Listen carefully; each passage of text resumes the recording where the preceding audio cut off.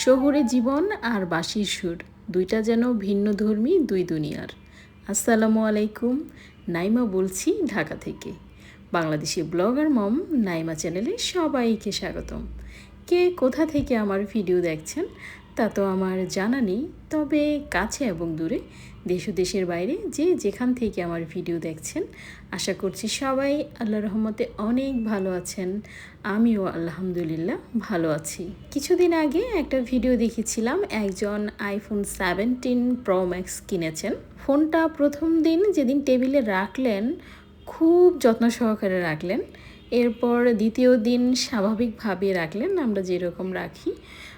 তৃতীয় দিন ছুঁড়ে ফেলে দিয়ে টেবিলের মধ্যে রাখলেন, আর চতুর্থ দিন দেখা গেল উনি ফোনটা দিয়ে ফুটবল খেলার মতো খেলা করছিলেন। এই ভিডিওটা থেকে বোঝানো হয়েছে যে আমরা নতুন জিনিসের প্রতি কতটাই আকৃষ্ট, নতুন একটা জিনিস কিনলে সেটাকে কত যত্ন করে রাখি, তারপর যখন দিন দিন এটা পুরনো হয় এবং আস্তে আস্তে দেখা যায় পুরনো জিনিসের কদরও কমে যায়। তো নতুন জিনিসের কদর বেশি আর পুরনো জিনিসের কদর দিন দিন কমতে থাকে, এই ভিডিওটা দ্বারা হয়তো সেটাই বোঝানো হয়েছে। আমিও নতুন চুলা কিনে এনে যখন চুলাটাকে শুধু যত্নই করছিলাম, পরিষ্কারই করছিলাম, তো সেই ভিডিওটার কথা আমার মনে পড়লো আর আপনাদের কাছেও সেটা শেয়ার করলাম। যখনই একটু রান্না করি দেখা যায় একটু তেল ছিটে এসেছে বা একটু ময়লা পড়েছে, তখনই সাথে সাথে মুছে ফেলছি। আবার দেখা গেছে গত রাতেই কিন্তু খুব সুন্দরভাবে পরিষ্কার করে তারপর আমি ঘুমাতে গিয়েছি। আর আজকে সকালে ঘুম থেকে উঠে যখন রান্না করতে আসলাম, তো তখন আবার এক দফা সেটাকে মুছলাম, পরিষ্কার করলাম, তারপর রান্না শুরু করলাম। এই ব্যাপারটা নিয়ে আমিও মনে মনে হাসছি যে নতুন জিনিসের কত কদর, অথচ জিনিসটা যখন পুরনো হবে তখন আর এই যত্ন এই জিনিসটার প্রতি থাকবে না। হয়তো মায়া থাকবে, এটাকে রেখে যখন নতুন কিছু কিনতে যাব এই জিনিসটার প্রতি মায়া লাগবে, আহারে এই জিনিসটা আমি কতদিন ব্যবহার করেছি, কত যত্ন করে ব্যবহার করেছি, এখন এটা নষ্ট হয়ে গেছে, খারাপ হয়েছে বা পুরনো হয়ে গেছে, এখন আবার নতুন একটা কিনে আনতে হচ্ছে। এটা ভেবে হয়তো মানে স্যাড একটা ফিলিংস আসবে, কিন্তু সেই নতুন অবস্থাতে এটাকে যেভাবে কদর করছি, পুরনো হয়ে গেলে সেই কদরটা আর থাকবে না। মানুষের ক্ষেত্রেও হয়তো এরকমই হয়, যে কোনো মানুষ বা একটা নতুন সম্পর্ক যখন শুরু করা হয় তখন কিন্তু সম্পর্কটা খুবই ভালো থাকে, মধুর থাকে, কিন্তু দেখা যায় সম্পর্ক যত দিন বাড়ে সম্পর্কের মধ্যে অনেক কিছুই চলে আসে, অনেক টানাপোড়েন, তারপর দেখা যায় সেখানে আরও অনেক সদস্য আসে। আস্তে আস্তে দুইটা সম্পর্কের মধ্যে সম্পর্ক গভীর হয় ঠিকই, মায়া বাড়ে, হয়তো ভালোবাসাও বাড়ে, কিন্তু সম্পর্কের যে মানে নতুন যখন শুরু হয়েছিল তখন যেরকম একটা ফিলিংস ছিল, যেরকম একটা আবেগ কাজ করতো, তো সেইগুলো আর কিন্তু বছরের পর বছর যখন চলে যায় তখন আর সেগুলো থাকে না। শুনলে অবাক হবেন, আমার হাজব্যান্ডের সাথে আমার সম্পর্ক কিন্তু 25 বছরের। আমাদের 13 বছরের বিবাহিত জীবন এবং তার আগেও 12 বছর আগে থেকে তার সাথে আমার পরিচয়। এখন মাঝে মাঝে ভাবি যে আগের সেই সময়গুলো কত ভালো ছিল, যদি ওই রকমই থাকতো তাহলে কত ভালো হতো। কেন এই সংসারের মায়া জালে আমি আবদ্ধ হলাম, এখানে শুধু রান্না করো, সংসার সামলাও, বাচ্চা সামলাও, আর বিভিন্ন দায়িত্ব যেগুলো মানে করতে করতে মাঝে মাঝে হাঁপিয়ে যায়। আর এই যে স্বামী সন্তানদের কথা চিন্তা করে আমার এত সাধের বাড়ি সংসার সব কিছু ছেড়ে চলে আসলাম, কিন্তু এসে দেখি সব কিছু মরিচিকা। আগে এক সপ্তাহ পরে বাসায় যেত, একটা আলাদা মানে মায়া অনুভূতি আবেগ নিয়ে যেত। আবার দেখা যেত ঢাকা যখন চলে আসতো এসেই ফোন করতো, সারাদিনে কয়েকবার ফোন করতো, আমার খবর নিত, বাচ্চাদের খবর নিত। কিন্তু এখন উল্টো হয়ে গেছে, কাছে এসে মনে হচ্ছে আমি আরও দূরে চলে গেছি। আমি সকাল থেকে রাত পর্যন্ত সব কিছু সুন্দরভাবে গুছিয়ে দিচ্ছি। এই যে খাবার রেডি করতে দেখলেন, আমি সকালের নাস্তা, দুপুরের ভাত তরকারি সব একসাথে করলাম। সকালের জন্য খিচুড়ি গরুর মাংস দিয়ে, তারপর দুপুরের জন্য আইর মাছ রান্না করেছি, ভাত রান্না করেছি, ভাজি করেছি, আর সব কিছু আমি হটপটে সুন্দর করে গুছিয়ে দিয়েছি যেন দুপুরে সুন্দরভাবে খেতে পারে। অথচ দোকানে পৌঁছে মানে ফোনও দেওয়ার মানে নেই যে আমি ঠিকঠাক মতো পৌঁছেছি, এই জিনিসটাও এখন জানাতে ভুলে যায়। তো বিক্রমপুর থেকে এখানে এসে আমার কাজের চাপ 4 গুণ বেড়ে গেছে।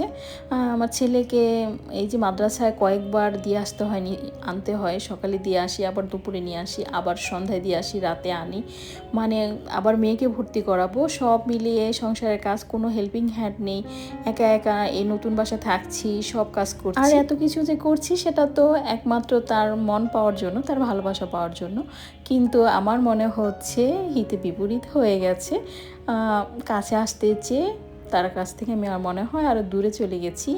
আমার কাছে বারবার এইটাই মনে হচ্ছে। আমি একটু কাজের প্রেশারে আছি বলে কি এটা মনে হচ্ছে, নাকি সত্যি সত্যি আমার জীবনে এটাই ঘটে যাচ্ছে, আমি ঠিক বুঝতে পারছি না। এসব যখন চিন্তা করি আর আমার মাথাটা একদম হ্যাং হয়ে যায়, তো আমি আবার কি করি, কাজে লেগে যাই। একটার পর একটা কাজ করতেই থাকি। আর দেখা গেছে অনেক কিছুই তো নতুন এখন কিনেছি, তো সেগুলো দিয়ে ঘর গোছাতে ভালোই লাগে, তো সেটাই করতে থাকি। এই জারগুলো কিন্তু আমি অনেক আগেই কিনে আমি আমার বড় বোনের বাসায় রেখে গিয়েছিলাম, এগুলোর বিক্রমপুরে আমি নেইনি। আর এই জারগুলো আমি আমার বড় বোনের সাথে গিয়েই কিনেছিলাম। তো বড় বোন বলতে উনি আমার মামাতো বোন, আমার তো কোনো বোন নেই, আমি আর আমার এক ভাই। আর ওই আমার মামাতো বোনেরও কোনো বোন নেই, ওনার 2 ভাই। তো দেখা গেছে দুইজনের বোন না থাকায় আমরা দুজন খুবই ক্লোজ। আর আমি এখন যেখানে বাসা নিয়েছি সেটা আমার ওই বোনের বাসার কাছাকাছি। তো উনি ধানমন্ডির একটা টেলার্স থেকে জামা কাপড় বানান, তো কিছু ড্রেস বানিয়ে এনেছিলেন, তো সেদিন আমি ওনার সাথে গিয়েছিলাম। আর ওই টেলার্সে আমি সেদিনই প্রথম গিয়েছিলাম, আর কখনো যাইনি। আর সেই ড্রেসগুলো বানানো আমার কাছে খুবই ভালো লেগেছিল, ইউনিক লেগেছিল, এই কারণে আপনাদের সাথে শেয়ারও করেছিলাম, আপনারা খুব পছন্দও করেছিলেন। আর একটা আপু মানে ওই ড্রেসগুলো এতই পছন্দ করেছিলেন যে ওইখান থেকে 3 ড্রেস বানাবেন বলে আমাকে অনেকগুলো কমেন্টস করেছিলেন। তো আমিও তার কমেন্টসগুলো মানে উত্তর দিয়েছি, বাট যেহেতু আমি ওখানে প্রথম গিয়েছি, অত ডিটেলসে আমি ওনাকে অ্যাড্রেসটা দিতে পারিনি, উনি অ্যাড্রেসটাই চেয়েছিলেন। আর আপুকে আমি জিজ্ঞেস করেছিলাম যে কোথায় অ্যাড্রেসটা, তো উনি আমাকে যেটুকু বলেছিলেন আমি সেটুকুই বলেছিলাম ওনাকে। তো উনি আসলে ঠিকমতো হয়তো বুঝতে পারেননি, এই কারণে বারবার উনি আমাকে কমেন্টস করিয়ে গিয়েছিলেন। তো এখন আমি যে ড্রেসগুলো দেখাচ্ছি, এই কাপড়গুলো হয়তো অনেকেই চিনেন, মোটামুটি ভাইরাল এক ধরনের কাপড়। তো আমি এখানে 5 গজ কাপড় নিয়েছিলাম কোট সেট করার জন্য, আমার জন্য আর আমার মেয়ের জন্য। আর এই যে বললাম ভাইরাল এক ধরনের কাপড়, আর মোটামুটি কিন্তু এক্সক্লুসিভ। এটা কিনতে গেলে আপনার 250 টাকা থেকে 500 টাকা মানে মধ্যে যেতে হবে গজ।